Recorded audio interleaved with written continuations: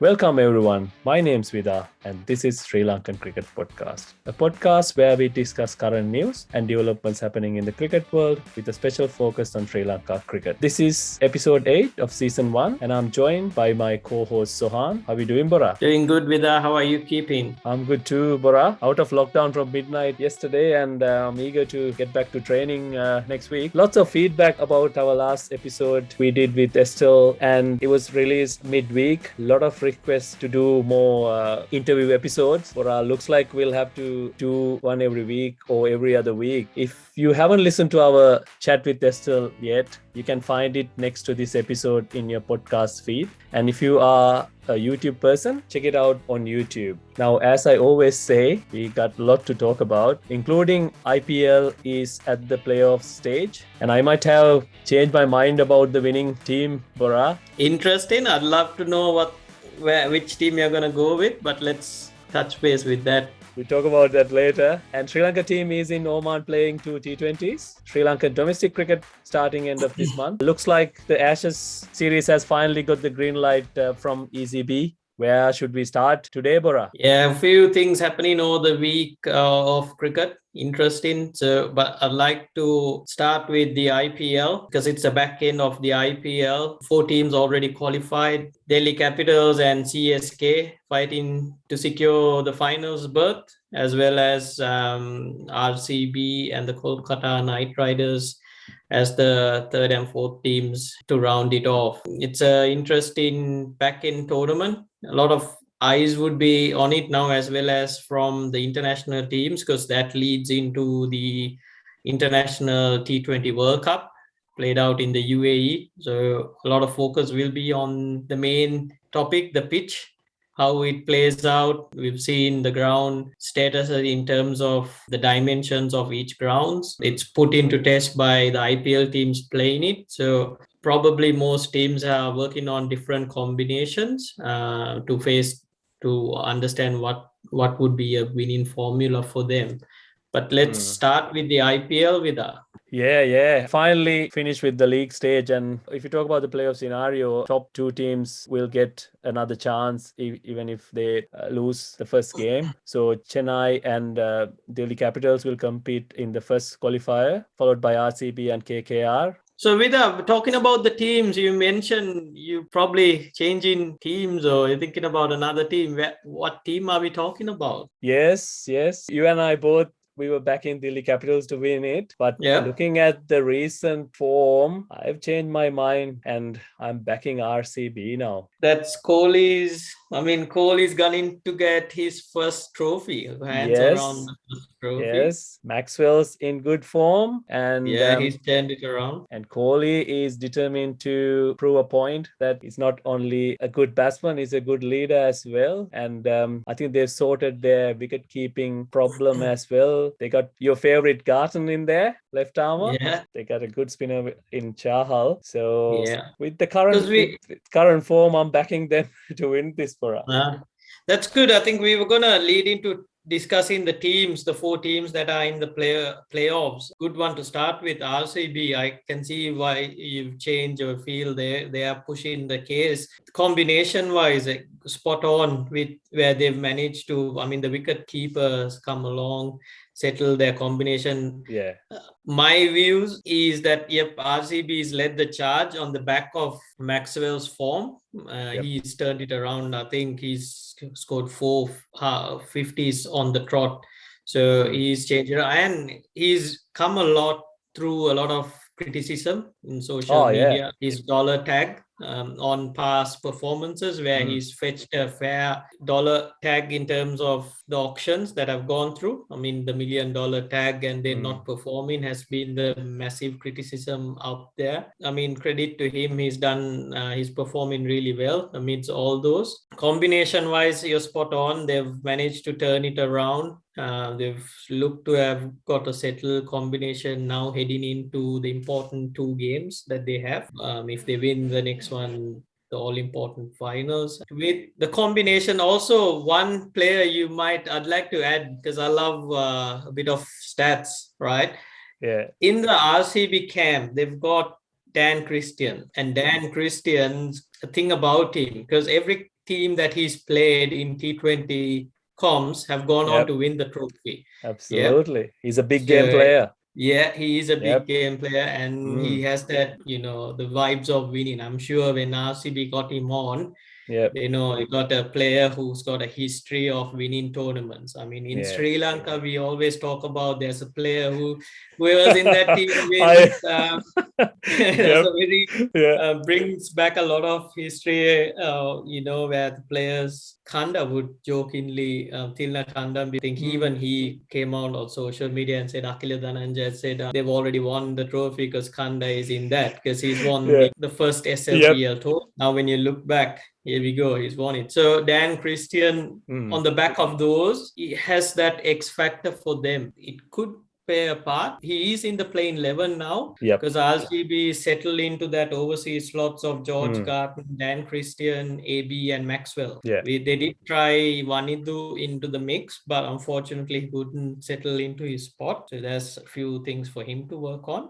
Dushmantha didn't get a go, but I'm sure he's learning a lot through the different coaches or exposures that he's having to behind the scenes of games being analyzed. And let's go to your favorite team, Delhi Capitals, Bora. Steve Smith's not even getting a game there. Yeah. As I was telling in our earlier episodes, they got two very good fast bowlers from South Africa, bowling 145 plus two Patels in there, and Ashwin, and they got Shikhar Dhawan, Prithvi Shaw, Rishad Pant, Shreyas Iyer, and Hetmeyer. So they got a good team. I saw Ricky Ponting was mentioning that pitches are getting slower and they're getting tired. So spinners will play a big part in these two qualifiers and final, I think. Yeah, interesting. Like, I'm still back in Delhi Capitals. That's a team I'm back in with. And with the names that you mentioned, something that stands out is the consistency. You pretty much named 8 players to 9 players that are in that 11 who's playing through.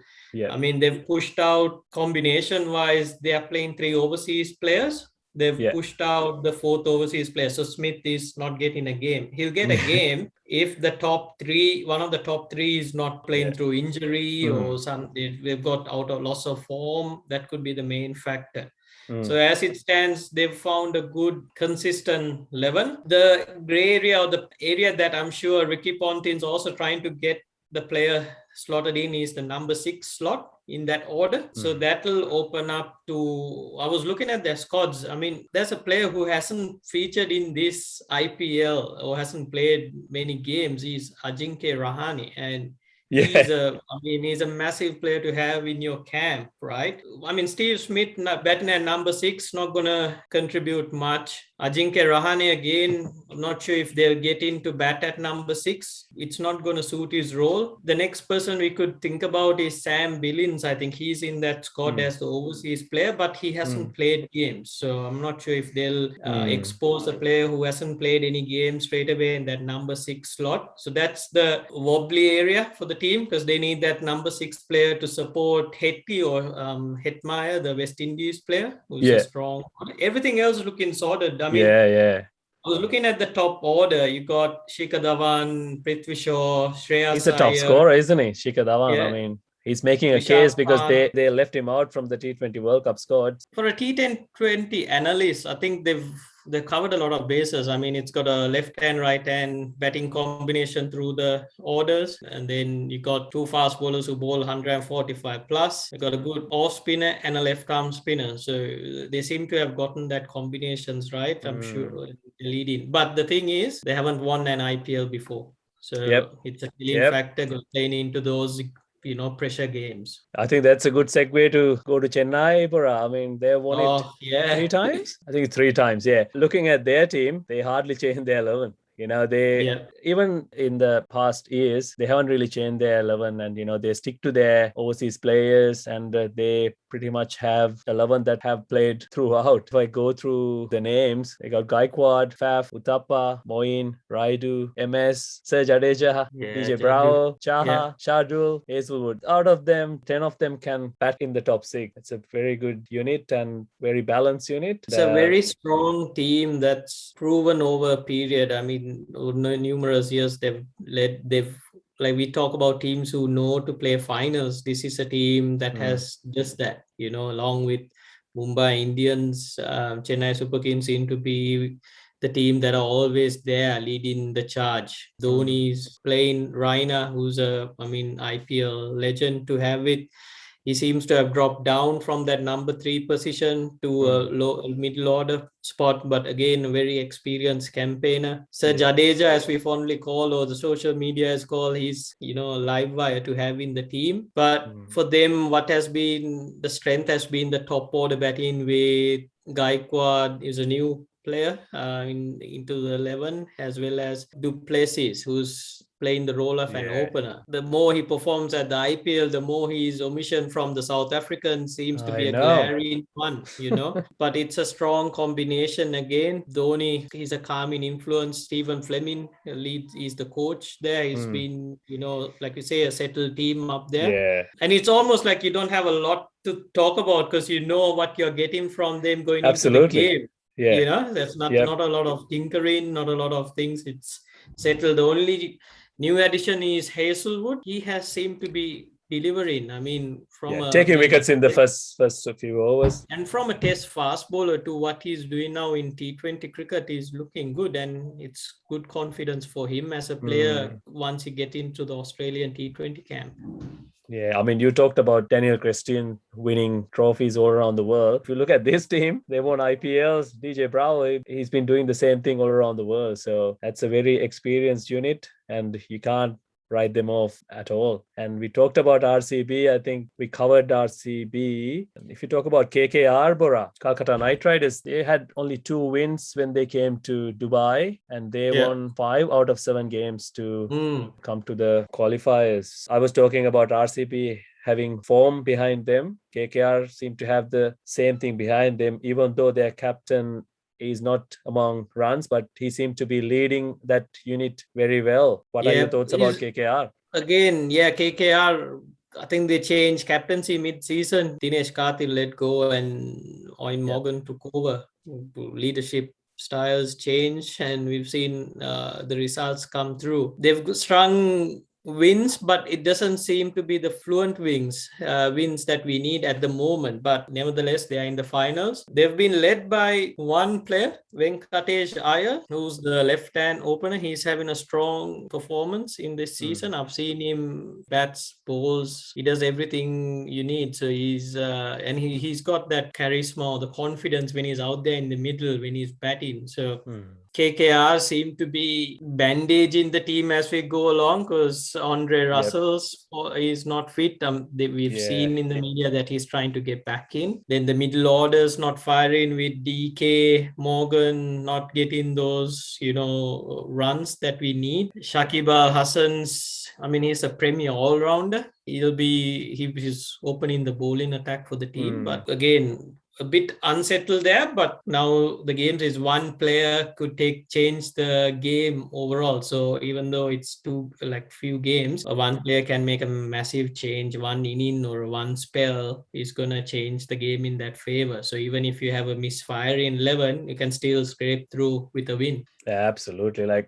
I'll take a half-fit Andrew Russell any day of the week. I'll have him playing just for his batting, even if he can't bowl his 4 overs. Yeah, it's going to be interesting, these couple of games, then the final. So I'll be glued to the TV watching the final series. Let's move on to Oman. That's where Sri Lanka national team is at the moment. They played T20 a couple of days ago, and they were in trouble at the start. They lost 4 wickets for 51. Then Avishka and captain Dasun Shanaka managed to get us to a respectable total of 162, and we won the game by 19 runs. Our bowlers did well. Unfortunately, Nuwan Pradeep, he walked off with an injury after 2 overs. He took 2 wickets, but he's got a hamstring injury, and he's out of the World Cup now, Bora. As you were talking about trying out combinations, and they seem to be trying few combinations already, isn't it? Yeah, I was watching the game because we try to analyze and see what the combinations that they're trying out leading up into the World Cup. I was watching the game, and wasn't the best start, and the thoughts go into, I'm sure if we are watching the games, the players itself were thinking, oh, hang on, are we going to lose this game against Oman team? And that's the fear of failure that kicks in. So credit to the boys to change it around and get an important win. It was a struggle, I think, at one stage, because when Kamidu and I think it was Pathum or Chandimal got out Chandy cheaply, got I out think it was early. back to back. Yep. The guy was on a hat trick, and then even after a little while, Pathum got out, and we were pretty much struggling. And Avishka, a strong performance with Avishka, and Dasun led back in charge of it for us. The good insight we have is we're trying to see what combinations or what team 11s that we are trying to get in to fit each phase of the game. Breaking down the three phases is a simple three-phase scenario. Would be you got your power play, the middle order, and the back end of the overs. Yeah. So just understanding what the combinations our guys are trying is what I'm trying to spot from. I mean, there's one more game which is about to kick off late 1:30 a.m. In Melbourne tonight. time. So it's a late game for us to watch, but hoping to see to confirm what combinations we have in mind. You're right. I mean, those power play runs has been a problem for us for the last couple of series. Bora. Maybe that's why they're trying few combinations. But do we really have to try out a batsman like Pathum Nissanka? I mean, this late into World Cup preparations, he's not that explosive top order bat we are looking for. We are still waiting for Kusal Janit to come into this team. Maybe one reason why they wanted Avishka to come and bat at number 4. I don't know whether it's a permanent thing. We'll know more when they play the game tonight. But do we really need to try out a batsman like Pathum this late? Yeah. The only thing that I could think of it, I mean, credit for Pathum, he gets a chance to prove himself, another opportunity to see if he can secure his spot. But I just have a feeling with KJP being injured, he'll hold that opener slot. So Pathum was a fill-in. Interesting to see if Avishka's move to number 4 is a permanent move. Because again, Avishka has a strong credentials as a one-day opener, but he doesn't have the credentials as a T20 player. But Sri Lanka are trying to get a combination going. So as it stands, if Avishka bats at that number 4 position, KJP probably will open. And of course, you have the guys like Wanidu coming into the middle order batting order slot. And the players who are fighting for these slots are the Dinesh Chandimals. Dhananjay De Silva is not holding a spot. So like what we both, even you discussed, was we won't be able to hold all 3 of those players playing together. So the likes of, DDS, Charita Salanka, Kamidu, playing in that 11 together might struggle to find a spot. So again, once we see the 11 today, might pinpoint to the direction the guys are hoping to get out with. But having a spot on to the bowling side, I mean, it looks a strong combination that we have. I've been working on a few game scenarios with her. I've done a bit of homework. I've shared with you some of Before we get into that, we're still waiting for Dushmanta and Vanidu to come into this team. So you were talking about, our bowling strength, it'll get strengthened. Let's get into your analysis. I would like to see that. I mean, we've got a decent side that we've put together. Still punching above our weight is what I feel, going into a strong T20 tournament of teams that have been playing out there. So one scenario is Sirasa ticked himself out of selection on his own merit, frustrating for the camp, because it's a common history of him, being really honest. We've seen over, a career that spanned in probably 8 to 10 years maybe. Unfortunately, he hasn't been able to overcome the injury concerns that are surrounding him. So he's not in the 11. Lahir Kumaras, it was good to see him bowl 4 overs. So he is again a guy we talked about coming back from injury. He looks sharp. Good to looks good as well. So another strong performance we'll need if he's to be in the strong mix. Tonight's game, he'll have to bowl the 4 overs. Just to get that mileage behind him.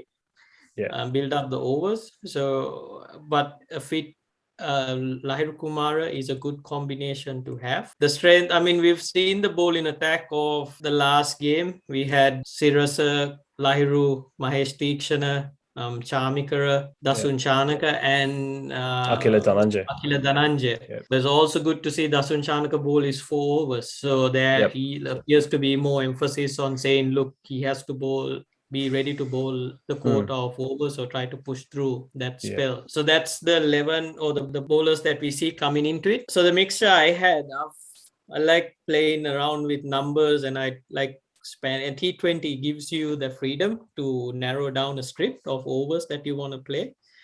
I've managed to get the 5 bowlers that we want to play apart to balance the combination out. So I've got Dushmantha, Vanidu, Mahesh Tikshana as our 3 main bowlers. The support line would come through Chamika and Dasun. And the next bowler, Lahiru Kumar, if he's into the 11, that gives us that attack that we can bank on. Or the Lahiru Kumara / Akila Dhananjaya / or maybe Lakshan Samkan if it's the pitches are turning. So that spot is open. But the top 5 would be Dasun, Vanidu, because they'll anyway play in the 11 with Chamika as batting as the all-rounders. The 3 bowlers would spread it out. The faces we talk about, the bowling with Dushmantha, I think we'll see him bowl through the 3 phases of 1-1-2. Which is 1 in the power play, 1 in the middle, and 2 in the back end. Or they might spin it around, say 2 in the power play and 2 in the back end. So if you take a wicket, he might bowl another one, isn't it? And whereas I mean Vanidu, you'll see more bowling 1 over in the power play and finish off through the middle of the overs. So probably from the Vanidu would go 8, 10 and probably 13th over. That's the numbers I've marked down. So just a bit You're all over this. I'm all over this at the moment. If Mahesh Tikshana plays, he'll bowl 2 up front. So he'll probably bowl or go 1 in the power play, 1 in the middle, or 3 in the middle to finish it up. Again, Mahesh Tikshana's overs will be done by the 14th over. So the back end overs, it depends. You ideally don't want them because they bowl that length where it's easy to clear out and hit through. So you don't want them going into the back end. I've put the honors on Dasun or Chamika to be the new ball bowlers to get ease the pressure of Dushmantha. So Dasun, if you're touching base on Dasun, you'd like Dasun to bowl. If he gets away if the ball swings slightly and he get on top of it, he'll be able to sneak in a second power play over, and then to probably get either 1 in the middle and 1 in the back end. Some scenario like that. A few combinations for us to play. I mean, Chamika will probably, because we've seen him trying to support Dushmantha in the back end of the innings. He's been doing a good job there. And I've heard that he swings the ball a bit as well, so he might put his hands up to bowl in the power play or the first few overs. Again, that's a combination to play. And I remember I talked about playing scenario where the first over we generally can get away with a part-timer. That's why I feel a guy like Dasun can get away with it. Or DDS. I mean, if you remember some time back when Sri Lanka was playing well, Angelo Matthews would bowl the new ball. And he got away with it. He had a good couple of spells. I think the T20 in England against West Indies, he managed to get a few wickets as well. These are combinations that we'll see being trialed out. No, that's very interesting. You should get a job in this field, Bora. You've done a really good job there. We'll probably try to get it on a table where we've colored out the rules and the players marked out. Maybe we can put it out somewhere in our social media. That's interesting. I mean, we are playing these 2 games in Oman. Then we are heading to Dubai to play against Namibia and Ireland. Then we are playing in Sharjah against Netherlands. So the pitches, as we discussed earlier, pitches are getting a bit tired there. So we might not have 3 fast bowlers in the team. We might be using an extra spinner, and maybe that's where someone like DDS or Kamidu Mendis will come into play, where you can get few overs from them, isn't it, Bora? Yeah. And And the the good talk thing playing at Abu Dhabi Vida is the ground is slightly a bit bigger. larger in size. Yep. Yeah. So our spinners can get away with it as Mm. well. So there's a bit of protection. You need your heavy hitters to go Yeah. hit sixes. So it gives us a bit of time to play because if we are strong in the field or we a good running between the wickets, that kind of evens out. It comes into our game scenario where, I mean, we've heard, I mean, a lot of the players talk about we are not strong boundary hitters or, power hitters to hit sixes. Mm. We try to hit off the new ball, make use of the power play restriction, score runs, build it to the middle overs, and then bank on that. So it works out for us in that aspect if you're trying to justify the ground conditions for our favor. And Mahela is joining us in Dubai as well. So he's fresh from IPL. He's been there for the last few weeks, and that's a big input into our team. Let's move on to a little bit of cricket news from Sri Lanka. They're planning to start our domestic season end of this month, which is a good news because they haven't been playing any cricket at all. Apart from that T20 tournament, they played with 4 teams. Plus, there's going to be a A-team tour happening in Sri Lanka as well. Pakistan A-team coming to Sri Lanka. This tour and the club tournament will happen at the same time. Exactly. Good news to hear with the announcement of the tours that are happening and the matches that are kicking off with the committee, the advisory committee laying out certain changes. A challenge they had was not being able to play cricket, to make about these changes that we discussed about making Sri Lanka cricket back into, a force to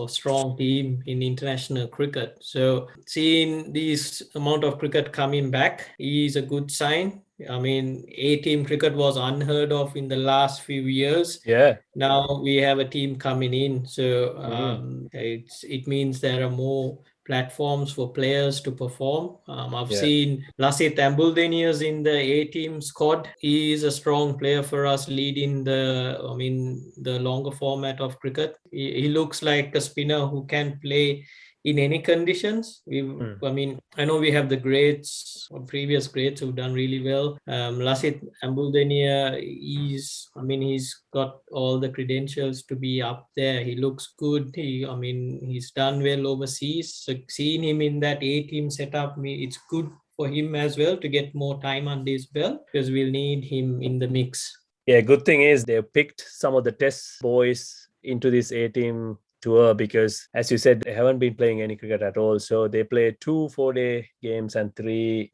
unofficial one-days. That'll give them a good opportunity to have to play some quality cricket. As you said, like A-team cricket, when we were playing, there was a A-team tour every 2-3 months. So that's something the domestic cricketers look forward to. They'll try to do a little bit more extra, get into that plane to go to India or go to England or go to New Zealand, wherever the A-team is traveling, so that gives you that extra motivation to do well. This is really good news from Sri Lanka cricket. Well, if you move on to international cricket again, Bora, Ashes cricket is finally gets the green light from both cricket board with few conditions in there, but it's good news, isn't it? Yeah, good news. Good to see England deciding to come over here. There's a few things going on in social media. Number one, I think the boards are trying to make it comfortable for the traveling English team to come here. Tim Payne is in the wars in social media. Bamiami, they're not going to be traveling out here, so they are dishing a few things up this way. He's got sucked into it, isn't it? Yeah, it's been thrown. Exactly. We've seen that happening, but I think you'd think he'd stay away, but he's been reeled in. No, you're right. Strong sledges on that. They've unsettled that camp by throwing that sledge. I mean, we've all seen it in the media. I mean, Tim Payne responded to it. It's like, because they were saying if Joe Root scores 80 runs or something, he'd scored more runs than Tim Payne has done in his entire career this year. So, and he bought into it. This is a cricket podcast. I mean, we don't want to get into politics. But what England are saying is they got a point, They have sorted out their vaccines and everything, and we are yet to get there. So, and it's very hard to travel between the states as well. So they want to know where they're going to play and all that. And it's good to see finally at least they met halfway and decide to go ahead with the Ashes, which is we all been looking forward to summer. Exactly. We need the Ashes kicking off here. Boxing Day test to be an Ashes game. And I mean, we'll miss probably you might not have the crowd in unless the vaccines or hit the numbers and restrictions ease. But we want that cricket coming in. England coming here, but Australia still got a strong team at home with Joe Root's team. I mean, they want to be traveling where they feel comfortable. That's, I think, the more call that we've been asking. That's why a lot of meetings have been held between the boards just to know, because as it stands, there's a lot. It's COVID fatigue, we call it, or the bubble fatigue that the players face. They want assurance, and you need support of your families coming, having them around. So I think few things would have been discussed in these meetings. I mean, I was telling you I think the English team might be based out in Hillsville, which is more a bit of a regional area here in Victoria. But in the Yarra Valley. Setup. They'll be having a few wines on the weekend. Relaxing, I think they're going to start in Brisbane. That's the plan. They're going to start in Brisbane. Then the families will come to Melbourne and join them there. That's why they want them to quarantine in a winery in the Yarra region. Ben Stokes, there's a question mark around his inclusion into this Ashes tour. We haven't seen anything from him for the last few months, and I saw something on social media. He posed for a photo with his wife with a wrapped finger. I think he's still nursing that finger injury as well, and he wanted a break from cricket. It'll be interesting to see whether he'll join this touring party. Yeah, I think a few combinations on the English camp. I mean, Moeen Ali is retired from Test cricket. He's not going to be coming out here. I'd like to see the leg spinner included, Matt Parkinson. He played a year of great cricket in Sydney. He's in good bowling form. We've seen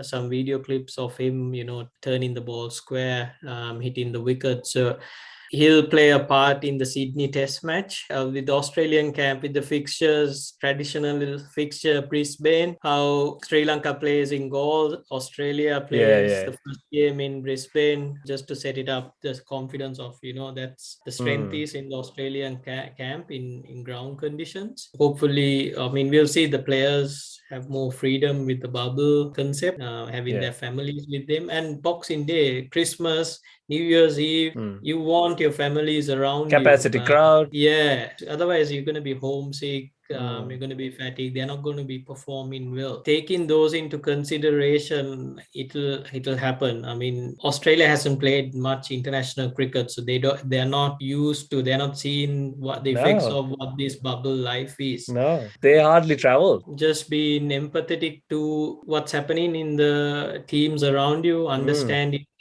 what they're saying, because they've been in different series involved in a lot of cricket, so they know the boundaries around the restrictions, but also feel this is the support networks we need to be performing as professional players. I'm sure Gabba will happen, then Adelaide, a bit of a doubt there as well, then Melbourne, Sydney will definitely happen, but Perth is a bit of a uncertainty there.